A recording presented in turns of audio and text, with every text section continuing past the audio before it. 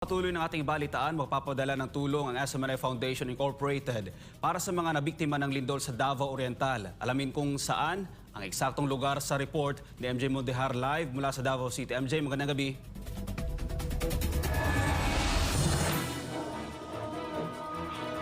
Almar, magandang gabi. Maayong gabi, gikan diri sa Davao City. Tuloy-tuloy nga ang paghahanda ng mga volunteer para sa tulong na ating ipapaabot sa lahat ng mga nabiktima ng nagdaang kalamidad dito sa Mindanao. Almar, ngayong linggo magsasagawa ang SMNI Foundation Incorporated ng 2 araw na relief drive para sa mga biktima ng lindol sa Davao Oriental. Ito ay sa pakikipagtulungan ng donors at sponsors na may malaking pagtitiwala sa SMNI Foundation Incorporated para magpaabot ng ayuda sa mga nasalanta ng kalamidad. Tulad ng binigay na tulong natin sa 3 araw na relief drive sa mga biktima ng lindol sa Cebu, nananatiling pangunahing pangangailangan pa rin ng mga residente ang malinis na inuming tubig at pagkain.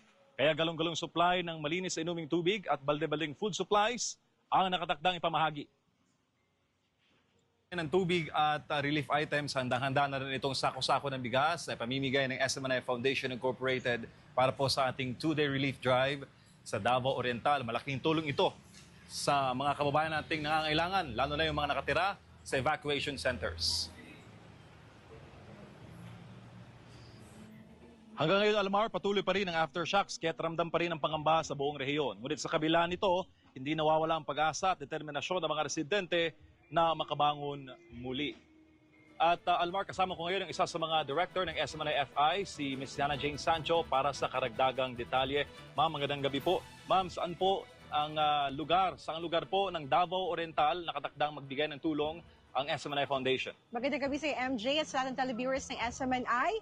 Mga kababayan, 2 areas po sa Davao Oriental ang bibisitahin ng SMNI Foundation para maghatid po ng tulong po dyan po sa San Ignacio at sa San Isidro po. So abangan po kami this week dahil papunta na po ang tulong mula sa SMNI Foundation Incorporated.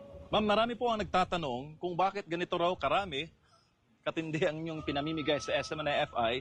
Ito ba talaga ang requirement mula po sa inyong foundation? Ever since this is a standard MJ, marami na po ang nagtanong yan at ito po sinasabi namin, ganito po kami magbigay, mabigat. At nararamdaman po ng ating mga kababayan na mabigat po ang ating pagtulong at pagmamahal sa ating mga kababayan. And we give because deserve nila na tumanggap ng ganitong klaseng tulong. And because this is the result kung walang korupsyon. Dahil each peso po na pumapasok po sa SMNI Foundation, lahat po yan ay ibinibigay at pinabahagi po natin sa lahat po ng humihingi ng tulong. At kabilang na po dyan, yung katatapos lang natin na relief operation sa Cebu. And ngayon naman, papunta tayo dito naman tayo sa Davao Oriental. So, once again, pinapasalamatan po namin lahat ng sponsors po na patuloy po na nagbibigay po ng tulong, nagbibigay ng trust sa SMNI Foundation Incorporated. Doon po sa shout out po sa lahat ng missionaries and to all the members of the Kingdom of Jesus Christ all over the world na nag-donate po para makaabot po ng tulong dyan po sa Davao Oriental and of course nung pa sa Cebu, to all the overseas Filipino workers, sa lahat po ng avid viewers ng SMNI, ng Banateros, sa lahat po ng mga kababayan natin all over the world po. Hindi man natin mapangalanan sila MJ, but thank you po. Maraming salamat po sa inyong support. At doon po sa mga generous, yan po, generous and anonymous sponsors, maraming salamat po sa inyong lahat. Ma'am, ano po ang mensahe ng SMNI-FI sa ating mga kababayan, sa atong mga kaigsuunan sa Davao Oriental na hanggang ngayon po ay natatakot, may trauma pa rin dahil patuloy ang aftershocks, dulot po ng malakas na lindol? Tatag lang MJ, dahil nandyan na po, paparating na po ang tulong ng SMNI Foundation. Doon po sa naisa pong tumulong, you can send your cash or in-kind donation po. Doon po sa GCash, you can send your donation po. Just punching the number 0917-714-1820. Maraming salamat MJ. Yan po mga kababayan, si Ms. Hannah Jane Sancho, isa po sa mga director ng SMNI-FI. Tuloy-tuloy nga yung paghahanda ng ating mga volunteer, balde-balde na supply ng pagkain, aabot ito ng 1 buwan, sako-sakong supply ng bigas at galon-galon supply ng tubig mga kababayan. Ito yung mga ayuda na nararapat na matanggap ng ating mga kababayan dito sa Davao Oriental. Itong pagbibigay, nagmula po ang team sa Cebu at ngayon sa Davao Oriental naman dahil po sa patuloy na epekto ng lindol dito sa ating bansa. Kasama ko naman ngayon ang isa naman po sa mga volunteer ng SMNI Foundation Incorporated na nakasama natin sa Cebu at ngayon Muli natin siya makakasama sa Davao Oriental, ang political vlogger po na si Boss Dada TV. Sir, magandang gabi po. Magandang gabi, partner MJ. Opo. Sir, galing kayo ng Cebu. Hanggang ngayon, kasama namin kayo sa pagbibigay ng tulong sa ating mga kababayan sa Davao Oriental. Ano ang feeling, sir, na makatulong sa ating mga kababayan through SMNI Foundation Incorporated? Siyempre, ano yun, fulfilling talaga, nakakataba ng puso. Lalong-lalo na, bumabatikos tayo sa gobyerno at hindi lang kailangan laging batikos ng batikos. Kailangan gumagawa rin tayo. And nagpapasalamat tayo sa SMNI Foundation dahil binigyan tayo ng opportunity para makatulong.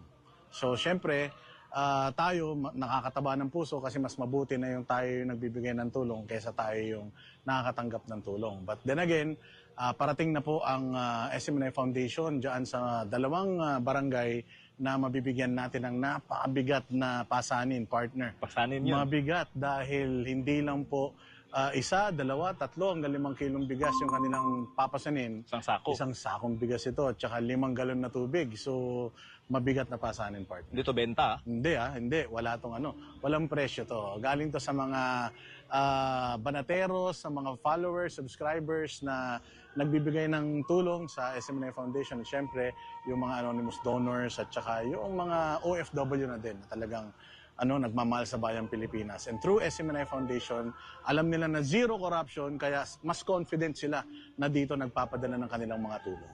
Sir, last question. Over the course sa inyo pong political vlogging, nakabasa po ba kayo ng mga comment comparing yung mga ayuda binibigay ng SMNI-FI compared po sa mga kababayan natin na kind-hearted din na nagbigay din po ng tulong and in the government side? Well, syempre, yung iba naman mga followers natin, bukas naman ang mga isip at mata niyan. Nakikita naman nila yung mga binibigay nung unang-una sa lahat, gobyerno and other foundations. Talagang, kaya nga ito yung pinili nila yung SMNI Foundation. Dahil nakikita nila na talagang ekselente yung serbisyo na ibinibigay natin, pati yung tulong sa ating mga kababayan. Again, mabigat na pasanin nito, partner.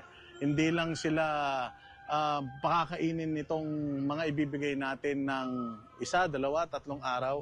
Palagay ko 2-3 weeks kaya silang itaguyod nitong ating ibibigay sa kanila. So kino-compare talaga nila, partner, kino-compare nila kasi sila syempre marami rin sa mga kababayan natin nakakatanggap ng ayuda galing sa gobyerno. So nakikita nila yung difference talaga nitong ibinibigay natin versus yung ibang mga foundations and of course the government. Pero syempre any form of help, ano man yan, konti o marami, pinasasalamatan natin yan. We're just saying na yung mga kababayan natin at yung mga kaibigan natin, masayang-masaya sila na nakikita na ganito tumulong ang SMNI Foundation. Considering the fact na meron din tayong kinakaharap na suliranin na sarili, nakakatulong pa rin tayo sa kapwa. We are here to help, and buhay na buhay ang bayanihan spirit ng ating mga kababayan ngayong panahon ng emergency. Yan po ang isa sa mga marami, libo-libo na volunteer ng SMNI Foundation, si Boss Dada TV. Thank you, sir. Thank you very much, partner.